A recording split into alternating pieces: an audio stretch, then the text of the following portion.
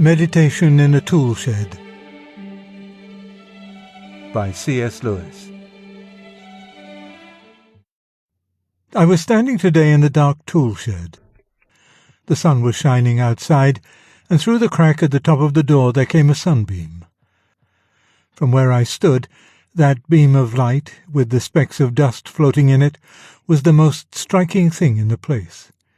Everything else was almost pitch black. I was seeing the beam, not seeing things by it. Then I moved, so that the beam fell on my eyes.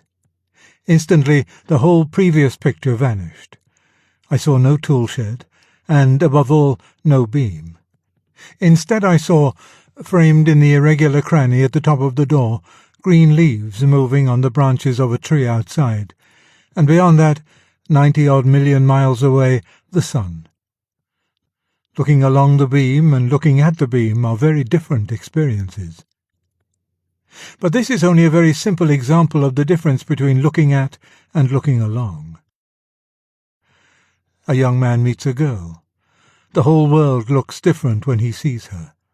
Her voice reminds him of something he has been trying to remember all his life, and 10 minutes casual chat with her is more precious than all the favours that all other women in the world could grant. He is, as they say, in love. Now comes a scientist, and describes this young man's experience from the outside. For him, it is all an affair of the young man's genes, and a recognized biological stimulus. That is the difference between looking along the sexual impulse and looking at it. When you have got into the habit of making this distinction, you will find examples of it all day long. The mathematician sits thinking, and to him it seems that he is contemplating timeless and spaceless truths about quantity. But the cerebral physiologist, if he could look inside the mathematician's head, would find nothing timeless and spaceless there, only tiny movements in the grey matter. The savage dances in ecstasy at midnight before Nyanga, and feels with every muscle that his dance is helping to bring in the new green crops, and the spring rain, and the babies. The anthropologist, observing that savage, records that he is performing a fertility ritual of the type so-and-so. The girl cries over her broken doll, and feels that she has lost a real friend. The psychologist says that her nascent maternal instinct has been temporarily lavished on a bit of shaped and coloured wax. As soon as you have grasped this simple distinction, it raises a question. You get one experience of a thing when you look along it, and another when you look at it. Which is the true or valid experience? Which tells you most about the thing? And you can hardly ask that question without noticing that for the last 50 years or so, everyone has been taking the answer for granted. It has been assumed without discussion that if you want the true account of religion, you must go not to religious people, but to anthropologists. That if you want the true account of sexual love, you must go not to lovers, but to psychologists. That if you want to understand some ideology, such as medieval chivalry, or the 19th century idea of a gentleman, you must listen not to those who lived inside it, but to sociologists. The people who look at things have had it all their own way. The people who look along things have simply been browbeaten. It has even come to be taken for granted that the external account of a thing somehow refutes or debunks the account given from inside. All these moral ideas which look so transcendental and beautiful from inside, says the wiseacre, are really only a mass of biological instincts and inherited taboos. And no one plays the game the other way round by replying, if you will only step inside, the things that look to you like instincts and taboos will suddenly reveal their real and transcendental nature. That, in fact, is the whole basis of the specifically modern type of thought. And is it not, you will ask, a very sensible basis? For after all, we are often deceived by things from the inside. For example, the girl who looks so wonderful while we're in love may really be a very plain, stupid, and disagreeable person. The savage's dance to Nyanga does not really cause the crops to grow. Having been so often deceived by looking along, are we not well advised to trust only to looking at? In fact, to discount all these inside experiences? Well, no. There are two fatal objections to discounting them all, and the first is this. You discount them in order to think more accurately.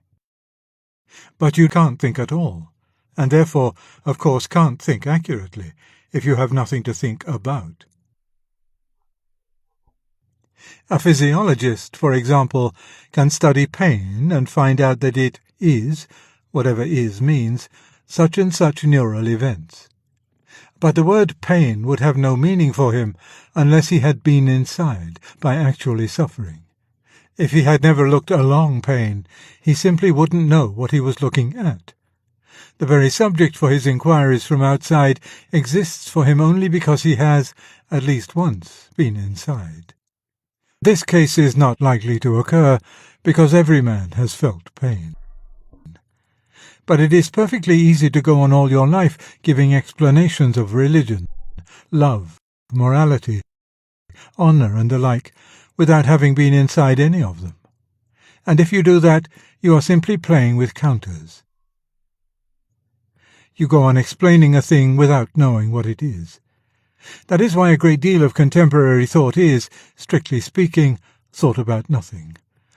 All the apparatus of thought busily working in a vacuum.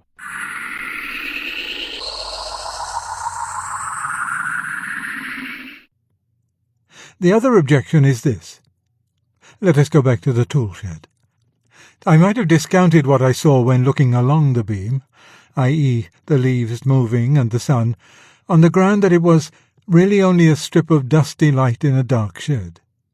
That is, I might have set up as true my side vision of the beam.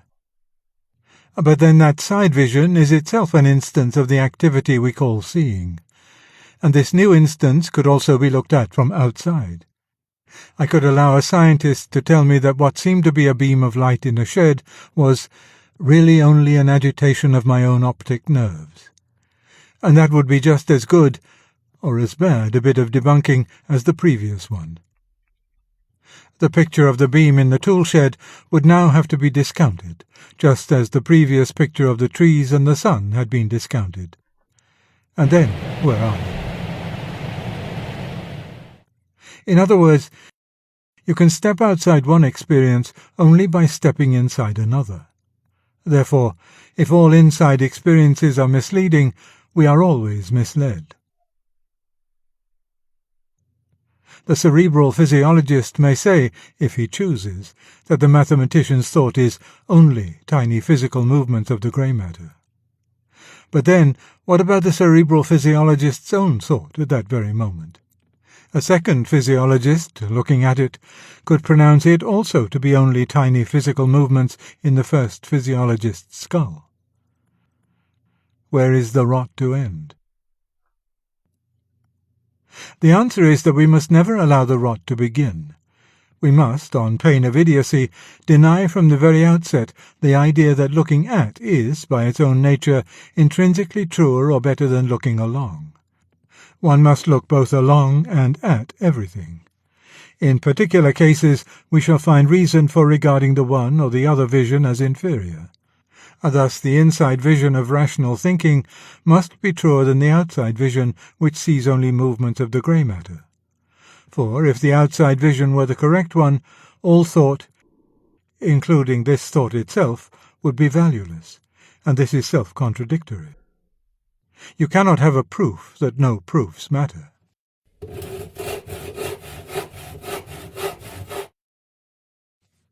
On the other hand, The inside vision of the savages' dance to Nyanga may be found deceptive because we find reason to believe that crops and babies are not really affected by it. In fact, we must take each case on its merits. But we must start with no prejudice for or against either kind of looking. We do not know in advance whether the lover or the psychologist is giving the more correct account of love, or whether both accounts are equally correct in different ways, or whether both are equally wrong. We just have to find out. But the period of browbeating has got to end.